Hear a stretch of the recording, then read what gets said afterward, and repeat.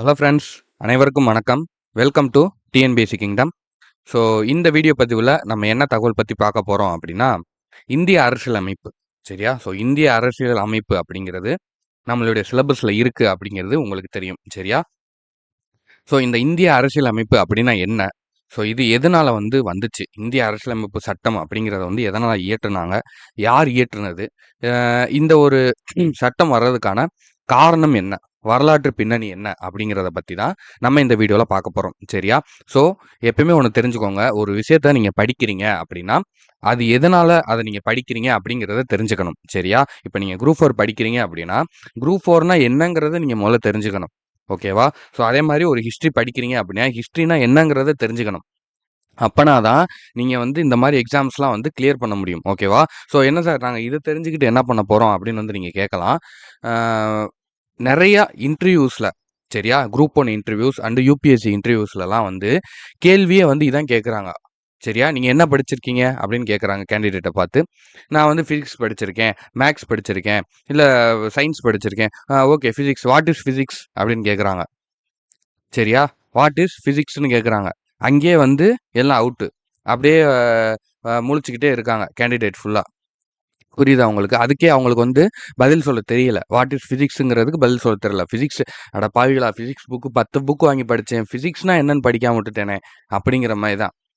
So அப்படிங்கிறம்போது ஒரு விஷயத்த நம்ம ஆரம்பிக்கிறோம் அப்படின்னா அது என்ன ஏது அப்படிங்கிறத தெரிஞ்சுக்கிட்டு அதுலேருந்து ஸ்டார்ட் பண்ணோம்னா அப்படின்னா தான் நம்மளுக்கு அந்த பாடம் புரியும். காம்படிட்டிவ் எக்ஸாமை பொறுத்த வரைக்கும் இங்கே உங்களுடைய புரிதல் எவ்வளோ சிறப்பாக இருக்கோ, உங்களுடைய புரிதல் எவ்வளோ கரெக்டாக இருக்கோ அந்த அளவுக்கு தான் நீங்கள் எக்ஸாமில் சக்ஸஸ் பண்ண முடியும். ஓகேவா?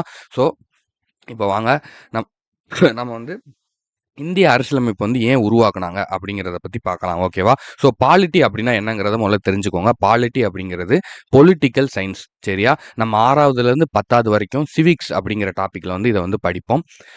10வதுக்கு மேலே 11, 12ல் பொலிட்டிக்கல் சயின்ஸ், அரசியல் அறிவியல் அப்படிங்கிற தலைப்பில் படிப்போம். சரியா? ஸோ இது எதை பற்றினது அப்படின்னா, இந்தியா எப்படி சுதந்திரம் வாங்குச்சு, அதுக்கு முன்னாடி என்னென்ன கஷ்டங்கள் பட்டுச்சு, சட்ட ரீதியா. ஓகேவா? ஸோ சட்ட ரீதியா என்னென்ன ஸ்டெப்ஸ்லாம் எடுத்தாங்க, என்னென்ன ஆக்ட், என்னென்ன சட்டங்கள்லாம் போட்டாங்க, என்னென்ன அடக்குமுறைகள், என்னென்ன போராட்டங்கள் நடந்துச்சு. ஸோ இந்த மாதிரியான சட்ட ரீதியான விஷயங்களை பற்றி நம்மளுக்கு கொடுக்குறது தான் இந்த பொலிட்டிக்கல் சயின்ஸ். பாலிட்டி அப்படின்னு நம்மளுக்கு இந்தியன் பாலிட்டி அப்படின்னு சொல்லி நம்மளுக்கு கொடுத்துருக்காங்க. சரியா? ஸோ இந்தியன் பாலிட்டி, வேர்ல்டு பாலிட்டிலாம் இருக்குது.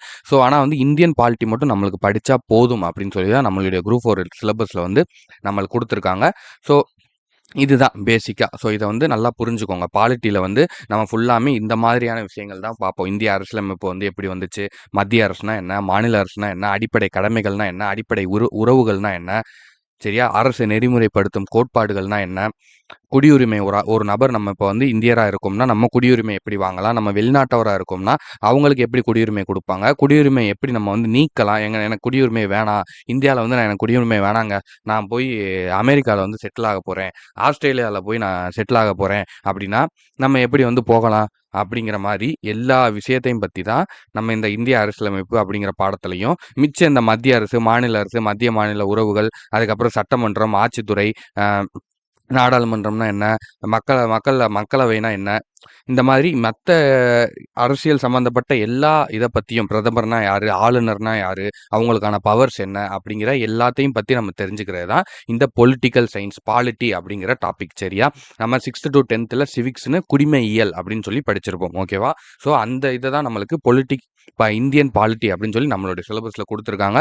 ஸோ இது ரொம்ப இம்பார்ட்டனா அப்படின்னு கேட்டிங்கன்னா ரொம்ப ரொம்ப ரொம்ப ரொம்ப இம்பார்ட்டன்ட். நம்ம பார்க்குற இந்த இந்திய அரசியலமைப்பு அப்படிங்கிற இந்த ஒரு பாடத்திலிருந்தே 3லேருந்து 4 கேள்விகள் கேட்பாங்க உங்களுக்கு. ஓகேவா? ஸோ அதனால் இதை நம்ம பாட்டாக தான் பார்க்க போகிறோம். ஏன்னா இதுக்குள்ளே நிறைய இம்பார்ட்டன்ட் டாபிக்ஸ் இருக்குது. நீங்கள் இந்தியன் பாலிட்டின்னு எடுத்து பார்த்தீங்கன்னா அதில் உங்களுக்கு சிலபஸ் கொடுத்துருப்பாங்க. ஓகேவா? ஸோ அந்த சிலபஸில் கவர் ஆகிற மேக்ஸிமம் டாபிக் இங்கே இருக்கும். சரியா? அரசியலமைப்பின் முகவுரை, அரசியலமைப்பின் முக்கிய கூறுகள், ஒன்றியம், மாநிலம், யூனியம், குடியுரிமை, அடிப்படை உரிமைகள், கடமைகள், அரசின் நெறிமுறை கோட்பாடுகள், அதுக்கப்புறம் மாநில நிர்வாகம், ஸோ உள்ளாட்சி அமைப்புகள், இந்த மாதிரி அவங்க கொடுத்துருக்கிற சிலபஸ்லேயே பாதி டாபிக் இந்த ஒரு பாடத்துக்குள்ளே கவர் ஆகும். சரியா? ஸோ அதனால் ஒரு பாடமான்னு கேட்டிங்கன்னா இல்லை. இந்த அரசியலமைப்பு அப்படிங்கிற இந்த ஒரு பாடம் 6th இருக்கும், 10th இருக்கும், 12th இருக்கும். 3லையுமே இந்திய அரசியலமைப்பு அப்படின்னு தான் பேர் இருக்கும். சரியா? ஸோ இது 3மே வேற வேறையான்னு கேட்டிங்கன்னா வேற வேற கிடையாது. 3மே ஒரே பாடம் தான். சரியா? 3மே வந்து ஒரே பாடம் தான். என்ன கொஞ்சம் டிஃபரன்ஸ் இருக்கும். இப்ப இங்க வந்து இந்திய அரசியலமைப்புல வந்து ஒரு ஊரு, ஒரு பேர் சொல்றாங்கன்னா, நீங்க 12ல போய் பார்க்கும்போது இன்னும் ஒரு டேட் சேர்த்து சொல்லியிருப்பாங்க. ஒரு பாயிண்ட் எக்ஸ்ட்ரா சொல்லியிருப்பாங்க. இப்ப நீங்க 10த் புக்குக்கும், 12த் புக்குக்கும் கம்பேர் பண்ணீங்கன்னா, 10த் புக்ல 50 பாயிண்ட் இருக்கு அப்படின்னா, 12த் புக்ல ஒரு 60 பாயிண்ட் இருக்கும். சரியா? ஸோ அப்ப நம்ம 10த் புக் அப்படிங்கிறது தான் நம்மளுக்கு ரொம்ப, ரொம்ப, ரொம்ப, ரொம்ப பேசிக்ங்க. நீங்க ஜியோகிராஃபி எடுத்தாலும் சரி, பாலிட்டி எடுத்தாலும் சரி, ஹிஸ்ட்ரி எடுத்தாலும் சரி, எக்கனாமிக்ஸ் எடுத்தாலும் சரி, 10த் புக்க நீங்க கரைச்சு குடிச்சிரணும். 10த் புக்கோட தான் நீங்க எப்பயுமே இருக்கணும். 10த் புக்கோட தான் தூங்கணும், எந்திரிக்கணும், சாப்பிடணும். எல்லாமே வந்து நீங்க 10த் புக்கோட தான் செய்யணும். 10த் சோசியல் சயின்ஸ் புக்குங்கிறது வந்து very, very, very, very, very important. அந்த ஒரு புக்ல இருந்து மட்டும் நம்ம ஜிஎஸ் நம்மளுக்கு 75 மார்க்கா, கரண்ட் அஃபேர்ஸ விட்டுருங்க, சயின்ஸ விட்டுருங்க. நம்ம ஒரு 10, 15 மார்க் கழிச்சிருங்க.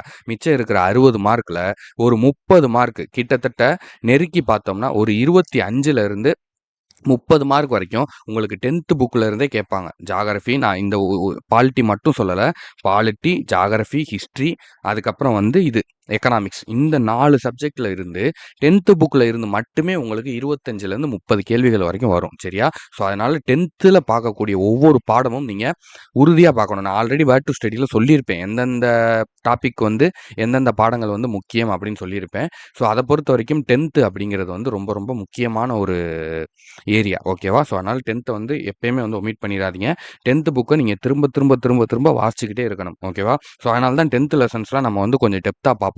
ஸோ வீடியோஸ் கொஞ்சம் லென்த்தா போகலாம். ஸோ யாரும் வந்து தப்பா எடுத்துக்காதீங்க. இது வந்து ரொம்ப முக்கியம். இது வந்து நம்மளுக்கு டிசைடிங் ஃபேக்டரா இருக்கும். மார்க் அதிகமா வரும் 10த் லெசன்ஸ்ல. ஸோ அதனால நம்ம கொஞ்சம் டீப்பா தான் பார்த்தாகணும். ஓகேவா? ஸோ இதையே வந்து நம்ம பார்ட்டா தான் பார்க்க போறோம். இந்திய அரசியலமைப்பு அப்படிங்கிறதே. ஓகேவா? ஸோ இப்ப நம்ம இன்ட்ரோக்குள்ள போயிரலாம். இன்ட்ரோ பொறுத்தவரைக்கும், இந்திய அரசியலமைப்புங்கிறது எதுக்குப்பா உருவாச்சு அப்படின்னு பார்த்தோம்னா, முதல்ல ஐரோப்பியர்கள் வந்து வராங்க. நம்ம நாட்டுக்குள்ள ஐரோப்பியர்கள் வந்து வராங்க. வந்து பார்க்கும்போது, ஒவ்வொரு இடத்துலயும் வந்து ஒவ்வொரு மாதிரியான சட்டங்கள் இருக்கு. சரியா? ஸோ இப்ப இதுதான் ஐயய்யோ! இந்தியா வரவே வருமான்னு தெரியலையே! இருங்க. ஒரு நிமிஷம். ஓகே. இதுதான் சார் என்ன சார் இதுவா இந்தியான்னு கேட்டீங்கன்னா, இருங்க எனக்கே கொஞ்சம் கஷ்டமா தான் இருக்கு நெனைக்கும்போது. கொஞ்சம் பொறுமையா இருங்க. இன்னொரு வாட்டி ட்ரை பண்ணி பார்ப்போம். சின்ன வயசுல ஸ்கூல்லலாம் வரைஞ்சோம், இங்க வரமாட்டேங்குதே! ஓகே. இதாங்க இந்தியா. கொஞ்சம் அட்ஜஸ்ட் பண்ணிக்கங்க. ஓகேவா? சார் இது எப்படி சார் இந்தியான்னு கேட்காதீங்க. இதுதான் இந்தியா. நம்மள பொறுத்தவரைக்கும் எக்ஸாம் டயத்துல நம்மனால இவ்வளோ தான் வரைய முடியும். அதனால வந்து நம்மளுக்கு இவ்வளோ தெரிஞ்சா போதும். ஓகேவா? ஸோ இதுதான் வந்து இந்தியா. ஸோ இந்தியாக்குள்ள வந்து ஐரோப்பியர்கள் வந்து பார்க்கும்போது என்ன ஆகுது அப்படின்னா, ஒவ்வொரு இடத்துலயும் வந்து ஒவ்வொரு ஆட்சிகள் நடக்குது. இங்க ஒரு ஆட்சி நடக்குது, இங்க ஒரு ஆட்சி நடக்குது. அப்பலாம் வந்து ராஜாக்கள், மன்னர் ஆட்சி, சமஸ்தானம். ஸோ இந்த மாரி ஒவ்வொரு இடங்கள்லயும் வந்து ஒவ்வொரு ஆட்சிகள் வந்து நடக்குது. அப்ப இவங்களுடைய திட்டங்கள், இவங்க நம்மளுக்கு தான் தெரியும்ல, வெள்ளைக்காரங்க வந்து தான் நம்மள வந்து 200 வருடங்கள் வந்து நம்மள ஆட்சி பண்ணி நம்மள அடிமையா வச்சிருந்தாங்க. ஸோ அப்படி இவங்க போய் பார்க்கும்போது, ஒரு சில இடங்கள்ல இவங்கள ஏத்துக்கிறாங்க. ஒரு சில இடங்கள்ல இவங்களுக்கு மறுப்பு தெரிவிக்கிறாங்க. சரியா? ஸோ அப்படி பார்க்கும்போது தான் இவங்களுக்கு வந்து ஒரு விஷயம் புரியுது. இங்க எதுலயுமே வந்து ஒரு சமமான ஒரு இது வந்து கிடையாது. ஒரு சமமான ஒரு சட்டமோ எதுவுமே வந்து கிடையாது. ஸோ அப்ப இதுதான் நம்மளுக்கு சரியான இடம். இங்க வந்து நம்ம எப்படி கேம் ஆடணுமோ, எப்படி சதி பண்ணணும், எப்படி சூழ்ச்சி பண்ணணுமோ, அப்படி சூழ்ச்சி பண்ணி எல்லாரையும் வீழ்த்தி இவங்க அவங்களுடைய ஆட்சிய வந்து வளர்த்துக்கிட்டாங்க. சரியா? இதுதான் வந்து உண்மை. யார்ட்டயுமே வந்து ஒரு ஒற்றுமை, ஒரு சமமான ஒரு இது இல்லாதனால தான் ஐரோப்பியர்கள் வெள்ளைக்காரங்க வந்து பிரிட்டிஷ்காரங்க, வெள்ளைக்காரங்க வந்து நம்மளுடைய அ இடத்த வந்து நம்ம புடிச்சுக்கிட்டாங்க. சரியா? அதுதான் வந்து உண்மை. நம்மளுக்குள்ள வந்து நெறைய ஒற்றுமைகள் வந்து இல்ல. ஸோ நம்ம போக போக வந்து அத நெறைய பார்ப்போம். நெறைய விஷயங்கள் நம்மளுடைய மன்னர்களே வந்து நம்மளுடைய அரசர்களுக்கு துரோகம் பண்ணது. அது இதுன்னு நெறைய விஷயங்கள் இருக்கு. சரியா? ஸோ ஒவ்வொன்னா வந்து நம்ம பார்த்துக்கிட்டே போவோம். ஸோ இதுதான் வந்து ரீசன். ஃபர்ஸ்ட்டு வந்து இந்த மாரி உள்ள வராங்க. உள்ள வந்து அவங்க ஒவ்வொரு இதையும் வந்து கேப்சர் பண்றாங்க. ஸோ கேப்சர் பண்ணி அவங்கள அடிமைப்படுத்தினதுக்கு அப்புறம் இந்தியர்கள் என்ன நெனைக்கிறாங்கன்னா, இல்ல இனிமே நமக்குன்னு வந்து ஒரு அரசியலமைப்பு சட்டம் வேணும். அப்பனா தான் நம்ம இவங்களையும் வந்து வெளியேத்த முடியும். நம்மளும் வந்து ஒரு சரிசமமா, சமத்துவத்தோட, சமதர்மத்தோட நம்ம வந்து இருக்கலாம் அப்படிங்கிறத புரிஞ்சுக்கிறாங்க. ஓகேவா? ஸோ அதுக்கப்புறம் வந்து இந்த அரசியலமைப்பு உருவாக்குனா தான் இந்த பிரச்சனைகள்லாம் தீரும் அப்படின்னு வந்து நெனைக்கிறாங்க. சரியா? ஸோ இப்ப நம்ம வரலாற்ற பார்த்தோம் அப்படின்னா, வரலாற 2ஆ பிரிக்கலாங்க. ஓகேவா? ஸோ வரலாற வந்து ஒரு நிமிஷம். ஓகே. வரலாற வந்து நம்ம 2ஆ பிரிக்கலாம். ஓகேவா? அதாவது சுதந்திரத்துக்கு முன், அதுக்கப்புறம் சுதந்திரத்திற்கு பின். ஓகேவா? இப்படி 2ஆ நம்ம வந்து பிரிக்கலாம். இதுல சுதந்திரத்துக்கு மின் அப்படிங்கிறதையே நம்ம திரும்ப 2ஆ பிரிக்கலாம். இது வந்து சுதந்திரத்துக்கு பின் அப்படிங்கிறது 1947 அதுக்கு பின்னாடி. ஓகேவா? ஸோ இத விட்டுருங்க. இத நம்ம அடுத்த இதெல்லாம் நம்ம பார்த்துக்குறோம். ஓகேவா? ஸோ இத பத்தி நம்ம இப்ப பார்க்க போறது கிடையாது. ஸோ இத பத்தி நம்மளுக்கு இப்ப ப்ராப்ளம் இல்ல. ஸோ இத வந்து விட்டுறலாம். ஓகேவா? இப்ப நம்ம என்ன பார்க்க போறோம் அப்படின்னா, அந்த முன் அப்படிங்கிறது இருக்கு பார்த்தீங்களா? ஸோ இதில வந்து 2 கேட்டகரியா வந்து பிரியும். ஓகேவா? ஸோ ஃபர்ஸ்ட் கேட்டகரி என்ன அப்படின்னு பார்த்தீங்கன்னா, 1973. ஓகேவா? 1973 டூ 1858. இது வந்து ஒரு பீரியட். அதுக்கப்புறம் 1858ல இருந்து 1947. ஓகேவா? இது வந்து ஒரு பீரியட். ஓகேவா? ஸோ இது 2மே வந்து அடுத்தடுத்த இதா வந்து நம்ம பிரிக்கலாம். ஏன் அப்படின்னா, இது 2த்துக்கும் நடுவுல ஒரு இன்சிடென்ட் வந்து நடந்துச்சு. சரியா? ஒரு நிமிஷம் வெயிட் பண்ணுங்க. நான் உங்களுக்கு நல்லா கூட கீழ கூட தெளிவா காட்டுறேன். ஓ! ஜூம் அவுட் ஆகுதா? ம். ஓகே. ம். ம். ஓகே. ம். நான் உங்களுக்கு வந்து இப்ப தெளிவா சொல்றேன் பாருங்க. இந்த சுதந்திரத்துக்கு முன் அப்படிங்கிறத நம்ம 2ஆ பிரிக்கலாம்னு சொன்னேன் பார்த்தீங்களா? ஸோ அதுல ஒண்ணு என்னன்னா 1773 டூ 73 டூ 1858. ஓகேவா? ஸோ இது ஒண்ணும். அப்புறம் இன்னொன்னு என்ன அப்படின்னா, இது ஃபர்ஸ்ட்டு. இது 2வது எப்படி பிரிக்கலாம்னா, 1858ல இருந்து நம்ம 1947 வரைக்கும் பிரிக்கலாம். சரியா? ஸோ இது 2ஆ ஏன் நம்ம பிரிக்கிறோம் அப்படின்னா, இது 2த்துக்கும் நடுவுல ஒரு இன்சிடென்ட் வந்து நடந்துச்சு. என்ன அப்படின்னா, 1857ல நடந்த வேலூர் புரட்சி. ஓகேவா? ஸோ இந்த வேலூர் புரட்சினா என்ன அப்படிங்கிறத பத்தி நம்ம ஐஎன்எம் லெசன்ல வந்து நம்ம படிப்போம். சரியா? ஸோ அதுவும் வந்து இந்த வீக்ல வந்து நம்மளுக்கு இருக்கு.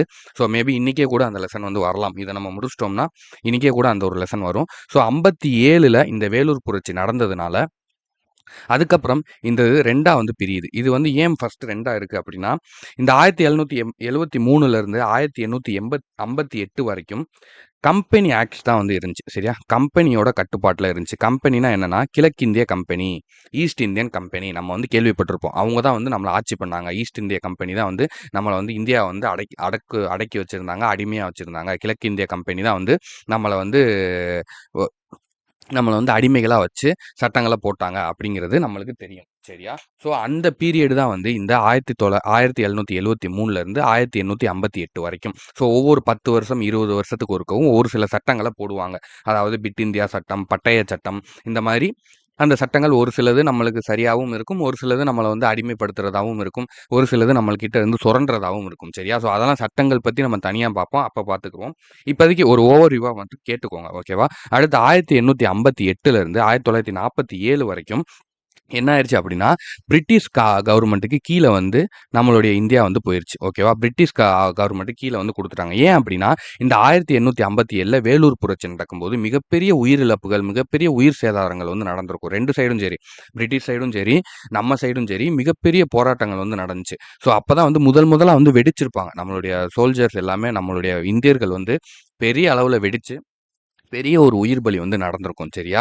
ஸோ அத பத்தி வந்து நான் அந்த லெசன்ல வந்து இன்னும் டீட்டெயிலா பார்ப்போம். ஸோ அந்த புரட்சி நடந்ததுக்கு அப்புறம் என்ன பண்றாங்க அப்படின்னா, அப்ப வந்து நம்மளுக்கு வந்து கார்னிங் பிரபு அப்படிங்கிறவரு இந்தியாவோட வைசியரா இருக்காரு. சரியா?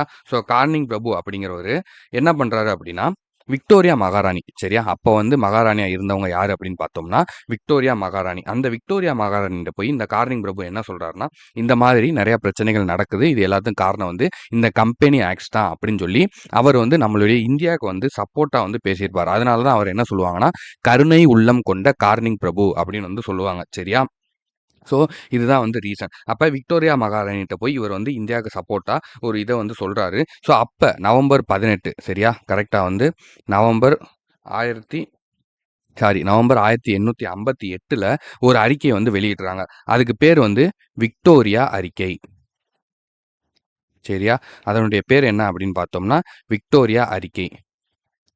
அதுல என்ன சொல்றாங்கன்னா, கம்பெனி ஆட்சி வந்து இதோட முடிவுக்கு வந்துருச்சு. சரியா? ஸோ இனிமே வந்து உங்கள நம்பி நான் குடுத்து பட்டதெல்லாம் போதும்டா அப்படிங்கிற மாரி அவங்க என்ன சொல்ட்டாங்க, கம்பெனி ஆட்சிலாம் இதோட முடிவுக்கு வந்துருச்சு. ஸோ இனிமே வந்து கம்பெனில இருந்து எந்த ஒரு இதுவுமே கிடையாது. ஃபுல் அண்ட் ஃபுல் வந்து எங்களுடைய கண்ட்ரோலுக்கு மேல நேரடி கட்டுப்பாட்டுக்கு வந்துருச்சு. 1858ல இருந்து பிரிட்டிஷோட நேரடி கட்டுப்பாட்டுக்கு வந்து இது வந்துருச்சு அப்படின்னு வந்து சொல்ட்டாங்க. சரியா? பிரிட்டிஷோட நேரடி கட்டுப்பாட்டுக்கு வந்து வந்துருச்சு. அதுக்கப்புறம் நீங்க கம்பெனிலேருந்து தலையிடாதீங்க அப்படின்னு சொல்லிட்டாங்க. ஸோ அதுக்கப்புறம் 1858 இருந்து இந்த 1947 வரைக்கும் சரியா? 1858லேருந்து 1947 வரைக்கும் பிரிட்டிஷ் தான் வந்து சட்டத்த வந்து போடுறாங்க. சரியா? ஓகேவா? ஸோ இது வந்து ஆல்ரெடி மேல குடுத்துருக்கோம். ஓகே. நெறையா வந்து குழப்ப வேணாம். ஸோ பிரிட்டிஷ் தான் வந்து இந்த பீரியட்ல வந்து பிரிட்டிஷ் தான் வந்து ஃபுல்லா சட்டங்கள் எல்லாத்தையுமே இயற்றுறாங்க. ஸோ அவங்க தலைமையில தான் வந்து இது நடக்குது. ஓகேவா? ஸோ 1947ல இந்தியா விடுதலை சட்டம் இங்கிலாந்து பார்லிமெண்ட்ல வந்து சப்மிட் பண்றாங்க. 1947ல தான் வந்து இந்தியாவுக்கு வந்து விடுதலை குடுக்கலாம் அப்படின்னு சொல்லி இங்கிலாந்து பார்லிமெண்ட்ல வந்து சப்மிட் பண்றாங்க. அது பாஸ் பண்ணி சக்சஸும் ஆகுது. ஸோ அதுக்கப்புறம் தான் வந்து நம்ம போராட்டத்துக்கு பின்னாடி தான் வந்து நம்ம விடுதலைய வந்து நம்ம பார்த்தோம். ஆனா அதுக்கு முன்னாடி என்ன நடந்துச்சு? ஸோ இப்ப 1858 இருந்து 1947 வரைக்கும் என்ன நடந்துச்சு அப்படின்னா, ஃபெர்கான் ஹிட் அப்படின்னு சொல்லி ஒருத்தவரு சரியா? ஸோ ஃபெர்கான் ஹிட் அப்படின்னு சொல்லி ஒரு பிரிட்டிஷ் ஆஃபீசர் ஓகேவா? ஸோ அவர் என்ன சொல்றாரு அப்படின்னா, இந்த பீரியட்லயே இந்த 1858ல இருந்து 1947 இந்த பீரியடுக்குள்ளயே இந்தியர்களுக்கு வந்து நெறைய அவங்களுடைய மனநிலைகள் வந்து சேஞ்ச் ஆக ஆரம்பிச்சுச்சு. இந்தியாவ வந்து இந்தியர்கள் தான் ஆளணும். நாங்க வந்து கேட்கறது வந்து எங்களுடைய சுதந்திரத்த தானே தவிர, எந்த விதமான சலுகைகளும் எங்களுக்கு வேணாம் அப்படின்னு சொல்லி இந்தியர்கள் வந்து ஒரு ஸ்ட்ராங்கா போராட்டங்கள ஆரம்பிச்சுட்டாங்க. வேலூர் புரட்சிக்கு அப்புறம் இவங்களுடைய போராட்டம் வந்து 1858லேருந்து 1947 வரைக்கும் மிக தீவிரமா வந்து ஆயிருக்கு. சரியா? தீவிரமான போராட்டங்களா வந்து இவங்க நடத்துறாங்க. நெறைய காந்தி சைடும் சரி, ஐஎன்சி காங்கிரஸ் சைடும் சரி, அது போக முஸ்லீம் லீக் சைடும் சரி, மிகப்பெரிய போராட்டங்கள வந்து இவங்க நடத்துறாங்க. ஸோ அப்ப ஃபெர்கான் ஹிட் அப்படிங்கிறவர் என்ன சொல்றாரு அப்படின்னா, ஸோ இந்த இடத்துல நம்ம என்ன தெரிஞ்சுக்கிறோம்னா, இப்ப 1858லேருந்து 47 வரைக்கும் இந்த பீரியடுக்குள்ள எப்படி இந்த அரசியலமைப்பு சட்டம் அப்படிங்கிறத உருவாக்கணுங்கிற ஒரு எண்ணம் வந்து இவங்களுக்கு எப்படி வந்துச்சு அப்படின்னா, ஃபெர்கான் ஹிட் அப்படிங்கிற அந்த ஆஃபீசர் ஓகேவா? பிரிட்டிஷ் ஆஃபீசர் என்ன சொல்றாருன்னா, நாங்க வந்து இவ்வளோ சட்டங்கள வந்து இயற்றுறோம். ஆனா நீங்க எல்லாத்துலயும் வந்து ஒவ்வொரு குறை சொல்றீங்க. உங்களுக்கு வந்து திறமை இருந்தா, உங்களுக்கு அந்த அளவுக்கு வந்து அறிவு இருந்தா, உங்களால முடிஞ்சா நீங்க ஒரு அரசியலமைப்பு சட்டத்த உருவாக்க முடியுமா? அப்படின்னு வந்து கேட்கிறாரு. சரியா? ஸோ, இது வந்து உங்களால உங்களால உருவாக்க முடியுமா? அப்படி உருவாக்குனீங்க அப்படின்னா, அது எல்லாராலயும் ஏற்றுக்கொள்ளக்கூடிய ஒரு அரசியலமைப்பு சட்டமா இருக்கணும். சரியா? அப்படிங்கிறதையும் சொல்றாரு. இது உங்களால உருவாக்க முடியுமா முதல்ல அப்படின்னு கேள்வி கேட்கிறாரு. அப்படி கேள்வி கேட்டுட்டு, உங்களால முடியும் அப்படின்னா, நீங்க அந்த சட்டம் நீங்க இயற்றக்கூடிய அந்த ஒரு அரசியலமைப்பு சட்டம் அப்படிங்கிறது எல்லாராலையும் ஏற்றுக்கொள்ளக்கூடிய ஒண்ணா வந்து இருக்கணும். சரியா? ஸோ ஒரு ஆளுக்கு புடிச்சு, ஒரு ஆளுக்கு புடிக்காம அப்படி இருக்கக்கூடாது. ஏன்னா அப்படித்தானே இப்ப வரைக்கும் இருக்கு. நீங்க வந்து நாங்க என்ன சட்டங்கள் இயற்றுனாலும், நீங்க வந்து அது வந்து இல்ல அப்படின்னு வந்து ஏதோ ஒரு குறை சொல்றீங்க. ஸோ அப்ப வந்து நீங்களே வந்து இயற்றுங்க அப்படின்னு வந்து அவர் வந்து சொல்றாரு. ஸோ அதுக்கப்புறம் தான் வந்து இது ரொம்ப வந்து சீரியஸா எடுத்துக்கிட்டு 1928ல ஓகேவா? 1928ல நேரு அவர்கள் வந்து ஒரு அறிக்கைய விடுறாரு. அதுக்கு பேர் வந்து நேரு அறிக்கை. ஓகேவா? நேரு தான் வந்து முன்வராரு. இந்த கேள்விய வந்து அவர் ஃபெர்கான்ஹீட் சொன்னதுக்கப்புறம் நேரு வந்து முன்வராரு. எந்த நேரு? ஜவஹர்லால் நேரு கிடையாது. ஓகேவா? ஜவஹர்லால் நேரு கிடையாது. யாரும் தப்பா எடுத்துக்காதீங்க. ஜவஹர்லால் நேருவோட அப்பா மோதிலால் நேரு. சரியா? மோதிலால் நேருங்கிறவரு அப்பதான் வந்து ஃபர்ஸ்ட் வராரு. சரியா? இந்த இந்தியாவ வந்து யார் காப்பாத்த போறா? அப்படின்னா, நேரு வந்து ஃபர்ஸ்ட்டு வந்து நான் ஒரு அறிக்கைய வந்து சமர்ப்பிக்கிறேன் அப்படின்னு சொல்லி ஒரு அறிக்கைய வந்து சமர்ப்பிக்கிறாரு. அதுலயும் வந்து நெறைய நல்ல விஷயங்கள வந்து சொல்லியிருந்தாரு. சரியா? டொமினி அந்தஸ்து குடுக்கணும். அதுக்கப்புறம் வந்து வயது வந்தோருக்குலாம் வந்து ஓட்டுரிமை வந்து குடுக்கணும். அப்படிங்கிற மாரி நெறைய நல்ல விஷயங்கள் வந்து குடுத்திருந்தாரு. ஸோ, ஆனா அது என்ன அப்படின்னா, இது வந்து முஸ்லீம் லீகுக்கு வந்து பிடிக்கல. சரியா? முகமது அலி ஜின்னாக்கு வந்து இது பிடிக்கல. ஓகேவா? முகமது அலி ஜின்னா அப்படிங்கிறவருக்கு வந்து இது பிடிக்கல. ஓகேவா? அவங்க வந்து இத வந்து ஏத்துக்கல. இவங்க யாரு அப்படின்னு பார்த்தோம்னா, முஸ்லீம் லீக். ஓகேவா? ஸோ இவங்க தான் வந்து மொத்த இதுக்கும் வந்து முஸ்லீம் லீகா வந்து இவங்க வந்து செயல்பட்டவங்க. ஸோ இவங்களுக்கு வந்து அது பிடிக்கல அப்படிங்கிறது இந்த இடத்துல வந்து ஒரு குறிப்பிடத்தக்கது. ஸோ அது வந்து ஃபெயிலியர் ஆயிருச்சு. ஓகேவா? ஸோ அதுக்கப்புறம் அது வந்து ஃபெயிலியர் ஆயிருச்சு. அதுக்கப்புறம் ஆகஸ்ட் ஆஃபர் அப்படின்னு சொல்லி 1940ல ஒண்ணு விடுறாங்க. அது என்ன அப்படின்னா, 1939ல வேர்ல்டு வார் 2 வந்து ஸ்டார்ட் ஆயிருச்சு. ஓகேவா? 1939ல வேர்ல்டு வார் 2 வந்து ஸ்டார்ட் ஆகுது. அது ஸ்டார்ட் ஆனதுக்கு அப்புறம் இந்தியர்கள் யாராவது பிரிட்டிஷ் கவர்மெண்ட்லேருந்து என்ன அனௌன்ஸ்மென்ட் பண்றாங்கன்னா, இந்தியர்கள் யாராவது எங்களுக்கு வந்து உதவி பண்ணீங்க அப்படின்னா, இத சொன்னது யாருன்னா, லிலித்தோ பிரபு அப்படிங்கிறவர். லிலித்தோ பிரபு அப்படிங்கிறவர் தான் வந்து இந்த ஆகஸ்ட் ஆஃபரை வந்து குடுக்குறாரு. அதாவது 1940ல ஆகஸ்ட் ஆஃபர். சரியா? ஆகஸ்ட் சலுகை அப்படின்னு சொல்லி ஒரு அறிக்கை வந்து வருது. அதுல வந்து என்ன சொல்லியிருக்காங்க அப்படின்னா, இந்த வேர்ல்டு வார் 2ல இந்த உலகப் போர்ல இந்தியர்கள் எங்களுக்கு உதவி பண்ணீங்க அப்படின்னா, இந்தியாவுக்கு வந்து நாங்க டொமினியன் அந்தஸ்து குடுப்போம் அப்படின்னு வந்து சொல்றாங்க. சரியா? இந்தியாவுக்கு டொமினியன் அந்தஸ்து வந்து நாங்க குடுத்துருவோம் அப்படின்னு வந்து சொல்றாங்க. ஸோ இத கேட்டு யாருக்குமே வந்து இதில உடன்பாடு கிடையாது. ஓகேவா? ஸோ இத வந்து காங்கிரஸ் ஐஎன்சிக்கும் வந்து இதில உடன்பாடு கிடையாது. முஸ்லீம் லீகுக்கும் வந்து இதில உடன்பாடு கிடையாது. சரியா? காந்தியும் வந்து இதுக்கு வந்து உடன்பாடு கிடையாது. காந்திக்கும் உடன்பாடு இல்ல. முகமது அலி ஜின்னாக்கும் வந்து இதில உடன்பாடு இல்ல. சரியா? ஸோ இது 2 பேரும் வந்து எதிர்க்கல. ஏற்கவே இல்ல, மதிக்கவே இல்ல. அவைங்கள வந்து மதிக்கவே இல்ல. நீங்க என்னத்தடா இத சொல்லுவீங்க? இதெல்லாம் வந்து எங்களுக்கு வந்து இருக்குமா? அப்படிங்கிற மாரி இத மதிக்கவே இல்ல. 2வது அவங்க டொமினியன் அந்தஸ்து குடுத்தாலுமே, அதில ஒரு சில திட்டங்கள், ஒரு சில சதிய வந்து உள்ள வச்சு தான் வந்து சொல்லியிருக்காங்க. ஸோ, அதனால இவங்க யாருக்குமே வந்து அத ஏத்துக்கணும் அப்படின்னு வந்து தோணல. ஸோ, இவங்க 2 பேருமே வந்து அத வந்து எதிர்த்துட்டாங்க. சரியா? ஸோ, ஏற்கலை அப்படிங்கிறது தான் இங்க கான்செப்ட். ஓகேவா? ஸோ, அதுக்கப்புறம் என்ன நடக்குது அப்படின்னா, 1942ல கிரிப்ஸ் தூதுக்குழு அப்படின்னு சொல்லி ஒண்ணு அனுப்புறாங்க. சரியா?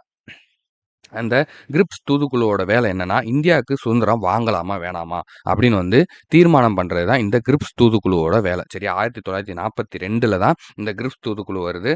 இதுல 7 பேர் இருக்காங்க. சரியா? 7 மெம்பர் வந்து இருக்காங்க.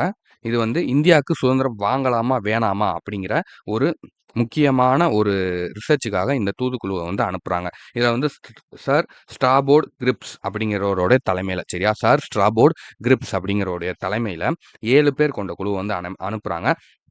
ஆனா, இதுல என்ன ஒரு பிரச்சனைன்னா, ஒருத்தர் கூட இந்தியர் கிடையாது. சரியா?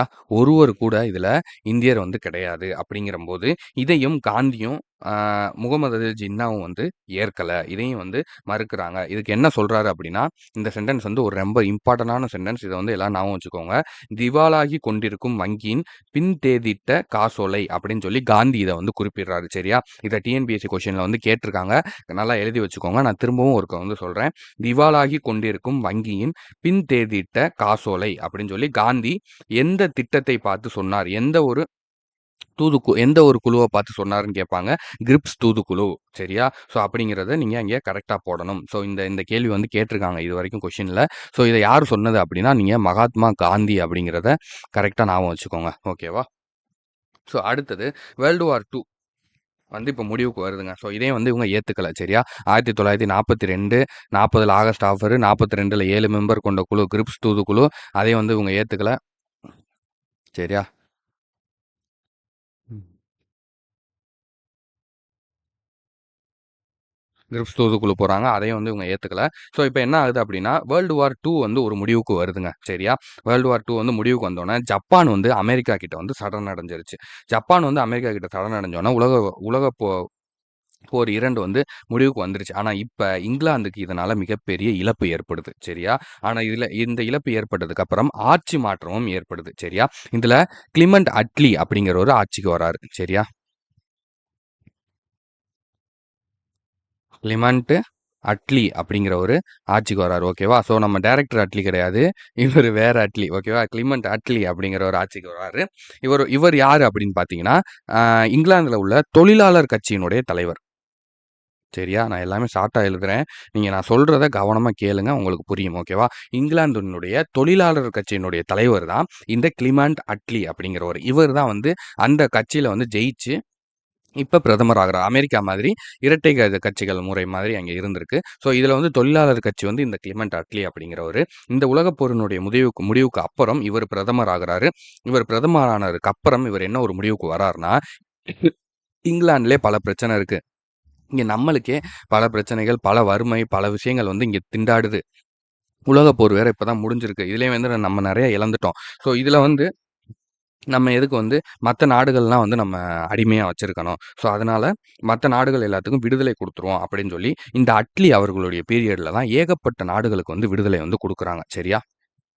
ஸோ இது வந்து ஒரு ரொம்ப முக்கியமான ஒரு பாயிண்ட். சரியா? ஸோ இத வந்து நல்லா கவனமா ஞாபகம் வச்சுக்கோங்க. இந்த அட்லி இவர் இருக்கிற பீரியட்ல தான் வந்து ஏகப்பட்ட அ விடுதலைகள் வந்து குடுத்துருப்பாங்க. நெறைய நாடுகள்ல வந்து ஏன்னா இங்கிலாந்தோட வேலையே வந்து அப்ப இதுதான். பிரிட்டிஷோட வேலை என்னன்னா, இப்படி யாராவது ஒரு நாட்ட போய் டேக் ஓவர் பண்ணிக்கிட்டு, அங்க இருக்கிற பூரா சுரண்டி, அத பூரா திங்கிறது தான் அவங்களோட வேலையே. அதுக்கப்புறம் தான் இந்த அட்லி வந்து ஒரு அறிக்கைய வெளியிடுறாரு. எப்ப வெளியிடுறாரு அப்படின்னா, 1900 ஆமா. நெறைய நாடுகள் இவர் வந்து தொழிலாளர் கட்சியிலேருந்து ஜெயிக்கிறாரு. ஸோ, அதுக்கப்புறம் நெறைய நாடுகளுக்கு வந்து விடுதலை குடுக்கணும் அப்படின்னு வந்து இவர் பண்ணிட்டு, அட்லி வந்து ஒரு அறிக்கைய வெளியிடுறாரு. என்ன அப்படின்னா, 1948 ஜூன்க்குள்ள நாங்க இந்தியாவை விட்டு வெளியேறுவோம் அப்படின்னு வந்து சொல்றாரு. சரியா? ஓகேவா? நாங்க இந்தியாவை விட்டு வெளியேறுவோம் அப்படின்னு வந்து சொல்றாரு. இந்தியாவ விட்டு வெளிய போயிருவோம் அப்படின்னு வந்து சொல்றாரு. ஆனா அதுக்கு முன்னாடியே 1947 ஆகஸ்ட்லயே வந்து நம்ம சுதந்திரம் வாங்கிட்டோம். ஓகேவா? ஸோ இதான் வந்து கான்செப்ட். சுதந்திரம் வந்து வாங்கியாச்சு. ஓகேவா? ஸோ இதுதான் வந்து நடந்தது.